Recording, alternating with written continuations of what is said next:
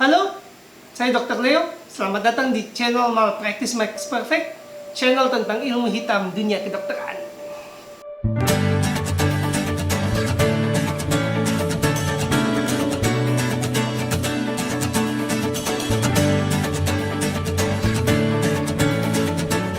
Nebak penyakit, salah di poliklinik, salah di UGD. Mengapa? Karena salah itu murah. Nah, kita mulai dari UGD. Salah satu logika fatal di UGD adalah karena dia punya riwayat sakit jantung, karena dia punya riwayat gagal jantung, kalau dia datang sesak pasti gagal jantung. Ini logikanya berbahaya karena sebagian besar pasien di Indonesia itu merokok. Perokok itu resiko kena gangguan paru dan jantung secara bersamaan itu tinggi. Jadi seseorang bisa punya gangguan paru dan gangguan jantung secara bersamaan. Ketika datang ke UGD dengan sesak, ternyata karena gangguan paru atau karena gangguan jantung. Tugas dokter yang membedakan, bukan langsung menyimpulkan tanpa tes. Karena ini kunci. Jadi pasien waktu ke UGD itu adalah di mindsetnya dia, dokter saya sesak, ini jantung atau paru. Ada pertanyaan itu. Dokternya melakukan tes, kemudian membuktikan secara ilmiah, ini paru loh, ini bukan paru loh, ini jantung loh, ini bukan jantung loh. Gitu, bukan nebak. 1/4 sampai 1/3, 23% sampai 30% pasien dengan gagal jantung, pasien PPOK itu punya gagal jantung juga gitu. Pasien yang gangguan paru punya gagal jantung juga. Sedangkan 5 sampai 41% pasien gagal jantung itu punya PPOK juga. Jadi angka persentasenya nggak main-main, 1/3 loh. Setidak-tidaknya 30% itu ada yang punya paru mengalami gangguan jantung, yang punya jantung mengalami gangguan paru. Jadi nggak bisa cuma menebak-nebak, udah nggak worth it. Jadi gimana cara membedakannya? Cara membedakannya ada sederhana. Dengan pemeriksaan bernama NT-proBNP. Dengan pemeriksaan ini, dokter bisa mengatakan bahwa sesaknya karena masalah jantung atau bukan. Sederhana? Tidak sesederhana itu juga, karena pemeriksaan ini mahal. Nah, karena pemeriksaan mahal, seperti di video-video yang lain, saya akan jelaskan taktik-taktik yang digunakan oleh tenaga kesehatan untuk meyakinkan pasien dan keluarga bahwa pelayanan yang telah diberikan benar, meskipun tanpa tes yang benar. Tes yang benar NT-proBNP. Tapi nggak punya itu. Jadi gimana caranya? Kan kita harus yakinkan keluarga kalau kita sudah memberikan yang terbaik. Kalau enggak, kepala daerahnya kan ngamuk. Taktik pertama, pakai kriteria. Nah, ini dia.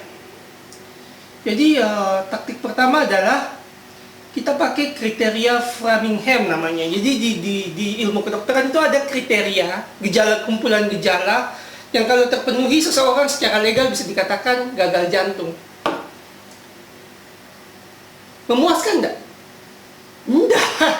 Ini kan jelas pengalihan isu, tanda kutip. Enggak, ini jelas pengalihan isu.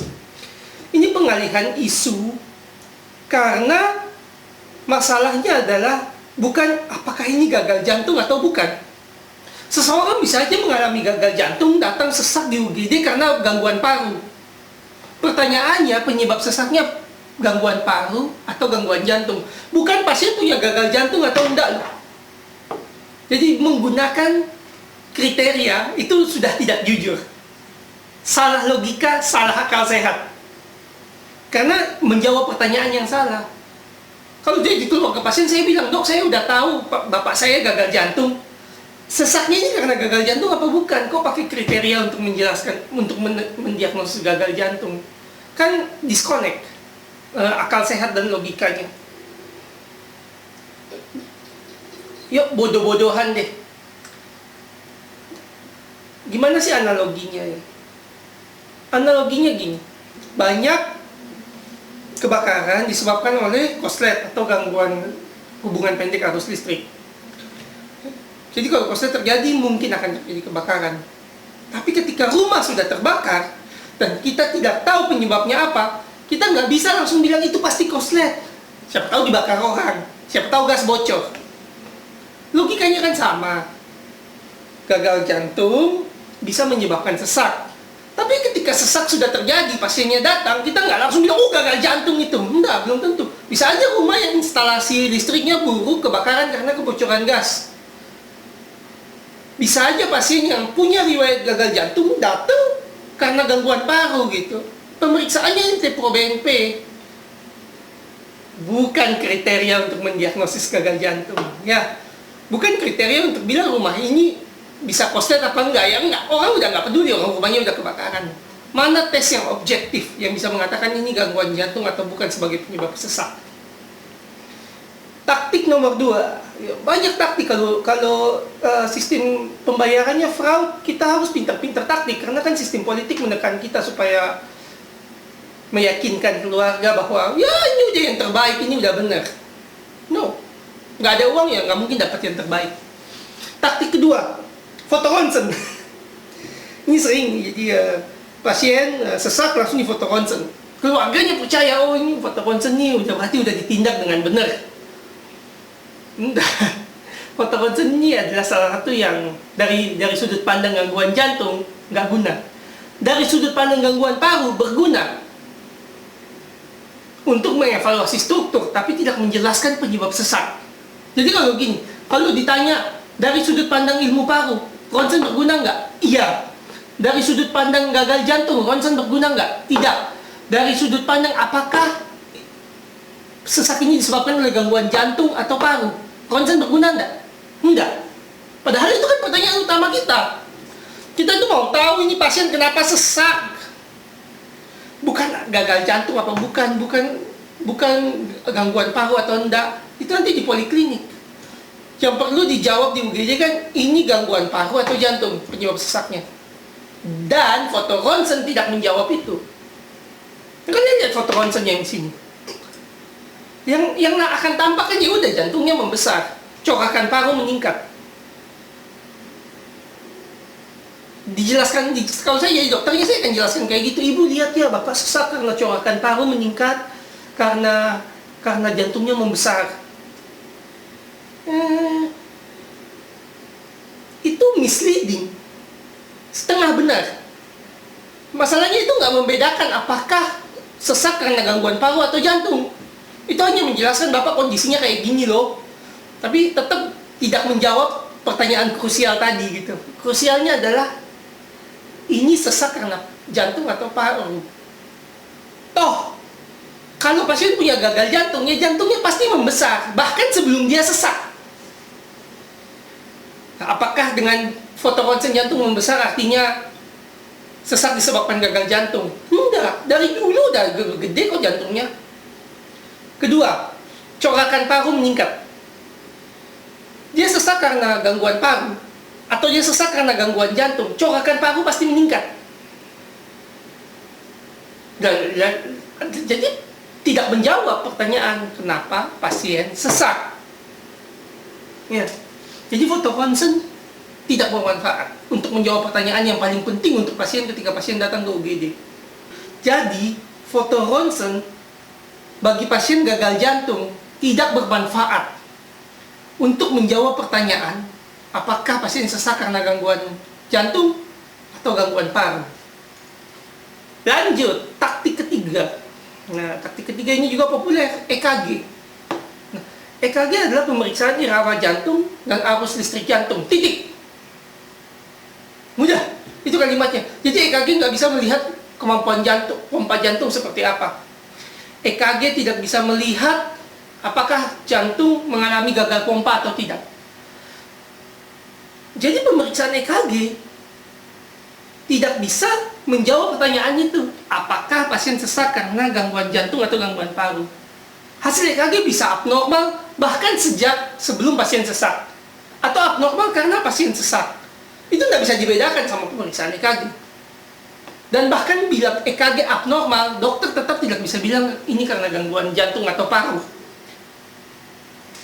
Yang bisa disimpulkan dari EKG ya, ada gangguan irama jantung, bukan gangguan pompa jantung yang mengakibatkan sesak. Jadi taktik ketiga EKG ini juga ya sama kan, tujuannya ya mirip seperti foto ronsen, meyakinkan keluarga pasien gagal jantung bahwa ia udah ditangani dengan benar. Enggak. Saya nggak bilang EKG nggak penting. Tapi penjelasan yang mengikuti EKG itu penting. Jadi, selesai EKG itu kita nggak bisa bilang, Pak, hasil EKG-nya tidak normal. Sesak ini disebabkan karena gagal jantung. Nggak bisa. Karena EKG tidak membaca apakah jantung ini, tidak bisa membaca apakah sesak ini disebabkan karena gagal jantung atau paru. Dia hanya bilang iramanya normal apa enggak, ada sumbatan pembuluh darah jantung apa enggak. Gitu aja. Jadi kebayang ya, karena fasilitas enggak ada, pembiayaan enggak ada. Tenaga kesehatan itu harus pakai 3 taktik loh, sampai 3 taktik untuk meyakinkan keluarga pasien bahwa pasien menerima penanganan yang benar meskipun dia menerima penanganan yang salah. Salah, karena kan NT-proBNP nggak diperiksa. Saya mengatakan NT-proBNP ini hanya sebagai standar minimal aja, karena ini yang paling mudah diakses kalau daerah punya pembiayaan.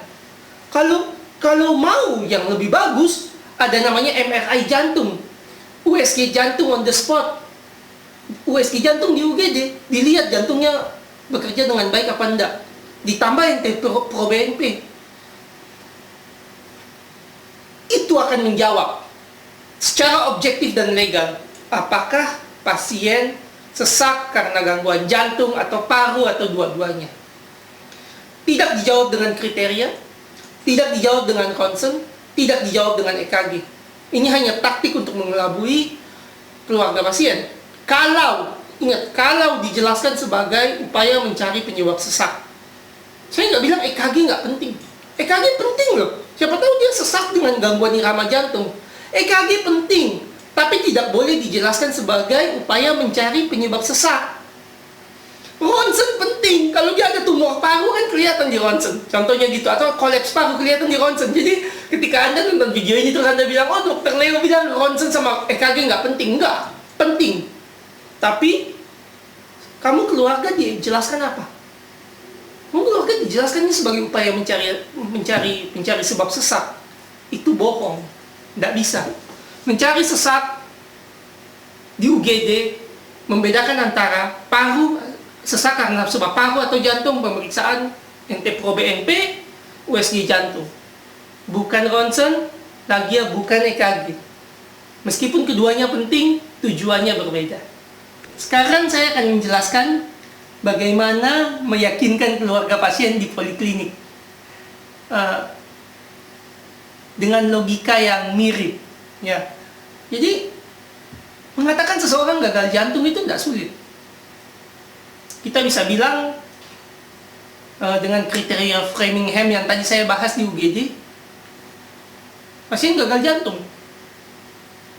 Terus udah gitu langsung diobatin. Enggak. Nah ini yang fatal di pelayanan poliklinik pasien gagal jantung. Begitu dokternya lihat gejalanya sudah sesuai dengan gagal jantung, langsung dikasih terapi. Itu salah. Kenapa salah? Karena dokternya melangkahi 3 langkah yang harus dilakukan. Di diagram ini Anda bisa lihat. Ini adalah rekomendasi terapi dari American Heart Association tahun 2022. Nah, jadi begitu dokter lihat Anda gagal jantung, dokter ini harus mengidentifikasi gagal jantung macam apa Anda ini. Seberat apa gagal jantung Anda? Nah, pemeriksaan yang digunakan, USG jantung, NT-proBNP.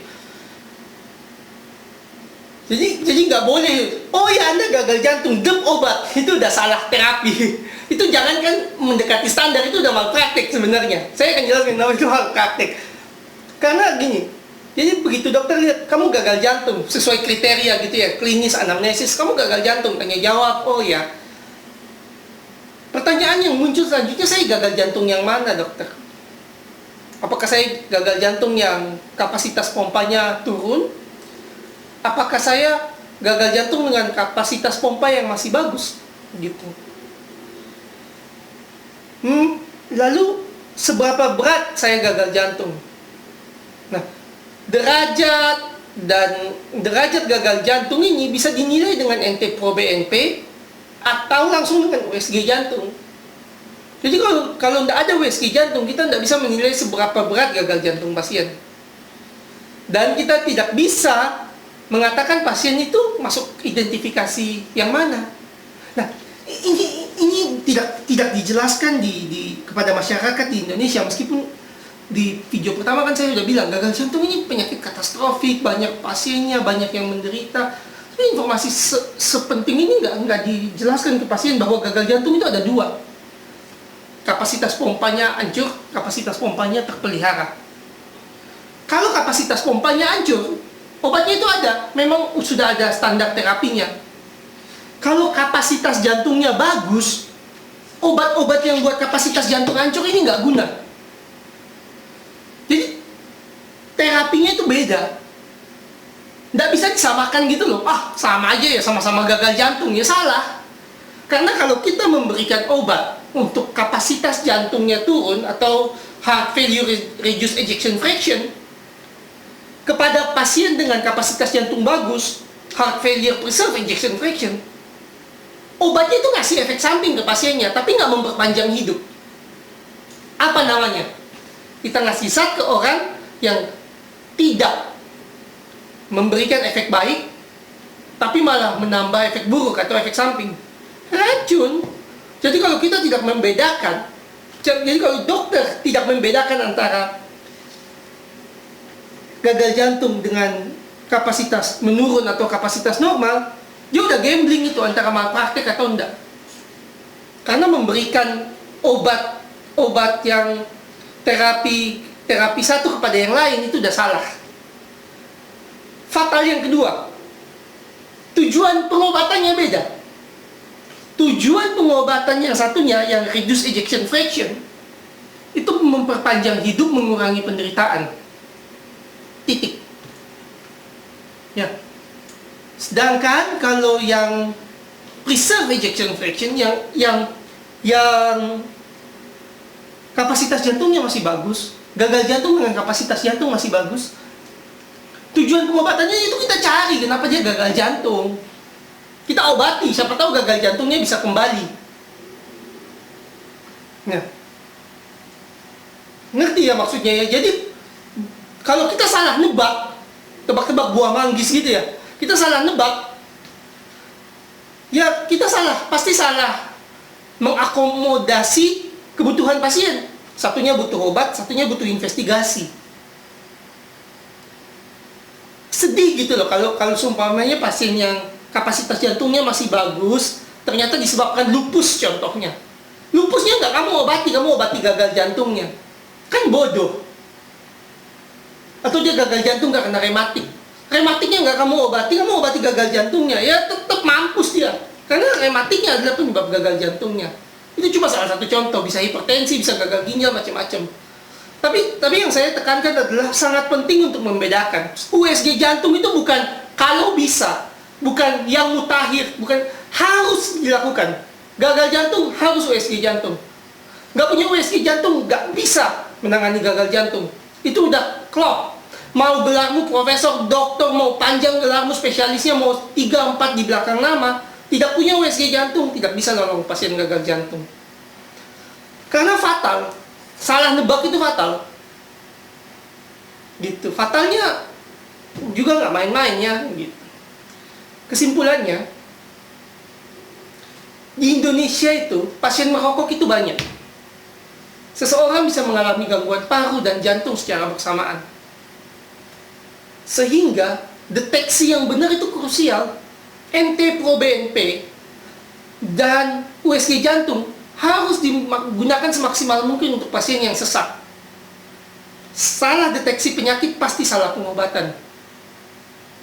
Bahkan di tahap poliklinik, ketika kita yakin dia gagal jantung, tetap harus di USG jantung. Karena salah nebak penyakit, salah bilang kapasitas jantungnya, pasti salah pengobatan, salah tujuan pengobatan. Dan video ini penting karena pembiayaan dan fasilitas di Indonesia ini sporadik. Ada yang bagus banget gitu, contohnya rumah sakit jantung di Jakarta gitu kan, kamu masuk aja udah pasti USG jantung. Ada yang pakai gejala, obat, pulang, tunggu mati.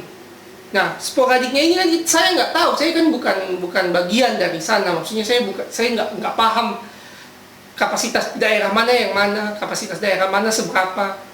Yang bisa saya lakukan adalah mengedukasi pasien bahwa standarnya itu kamu mau di daerah atau di kota sama. Ya kamu kan sama-sama manusia, bukan satunya binatang, satunya manusia. Sama-sama manusia, standar medisnya sama, kebutuhannya sama. Jadi sesak, NT-proBNP, USG jantung. Terima kasih telah menonton video Malpractice Makes Perfect. Tonton terus. Jangan lupa like, comment, share, dan subscribe. Saya berharap video ini tidak putus. Informasinya hanya di Anda, tapi Anda bisa terus membagikan video-video saya. Semoga dengan dibagikannya video ini, Anda bisa menyelamatkan kesehatan keluarga dan rekanan dan kenalan Anda. Sekali lagi, terima kasih.